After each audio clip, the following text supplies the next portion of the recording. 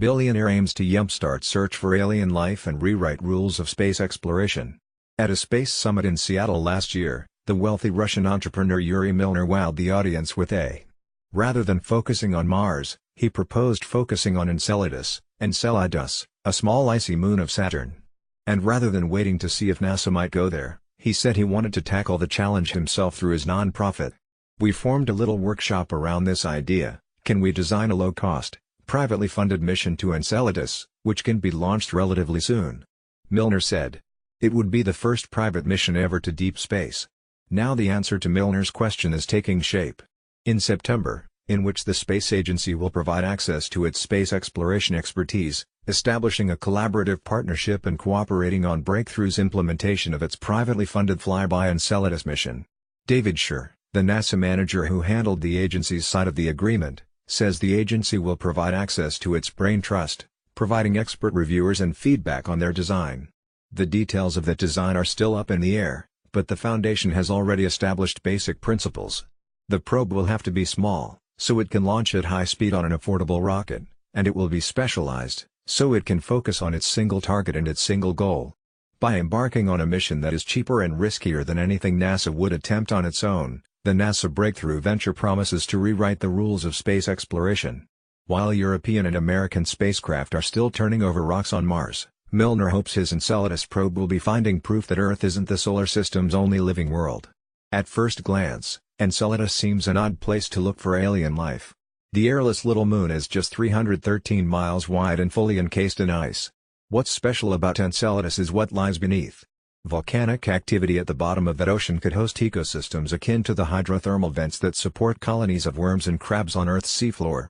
Heat from Enceladus's ocean also drives huge, geyser-like plumes that, from 2005 to 2015, repeatedly flew through the plumes and detected carbon-rich molecules, but the now-defunct spacecraft wasn't designed to look for life itself.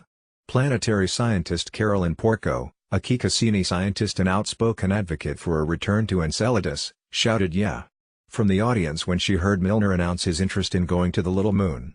If there is life on Enceladus, some of it could get sucked up by rising ocean water and shot out in the plumes, where the water quickly freezes into flecks of ice. If that's the case, Porco proposes in a paper published last year in the journal Astrobiology, a spacecraft could fly through this otherworldly storm, sweep up material with a metal plate or an energy-absorbing gel and analyze the snowflakes for signs of life. Porco has calculated that a single pass through a plume could collect thousands of frozen microbes. But she also offered a warning to Milner. Even with a seemingly slam-dunk experiment like this, she said in an email, it will require the highest standards of proof before any reasonably skeptical scientist believes life has been found. Breakthrough is currently wrestling with the challenge of reconciling that kind of rigor with the fast and cheap philosophy. The Foundation's initial studies showed that a conventional approach would cost hundreds of millions of dollars, more than even Milner could stomach.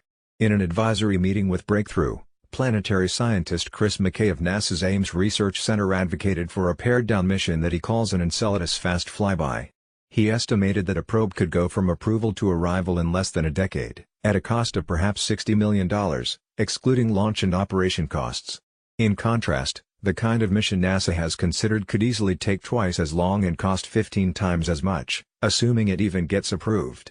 One major cost savings is that the fast flyby wouldn't include any mechanism for slowing down when it reaches Enceladus.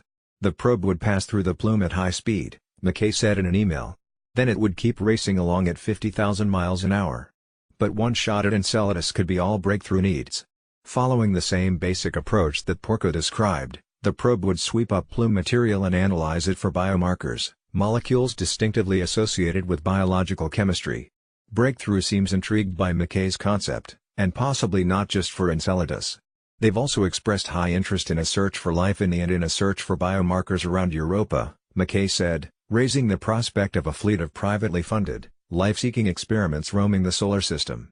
The team at Breakthrough is staying quiet while weighing their options. The gold standard for life detection, Porco argues, is a lander that collects frozen bits of Enceladus plume far more gently than the fast flyby could do, and examines them under a microscope to look for intact microbes. That's the measurement that would truly shout, life, she said. But that's also a likely billion-dollar mission, and it won't be done by Breakthrough. Even a more limited Breakthrough mission could be transformative, however. Milner and his team already have scientists thinking about new ways to expand both in terms of how it's done and who does it. If somebody else can get to a destination, it advances all of us, Schur says. Almost any science you can do it and sell it as is of interest. McKay regards Breakthrough's efforts as a modern counterpart to Magellan's voyage around the globe or Richard Byrd's expeditions to the poles. A private mission to Enceladus could create a new paradigm for exploration, he said. Actually, it would be a return to a very old paradigm in which private groups funded sea and land voyages of scientific discovery. Follow NBC News Macon, and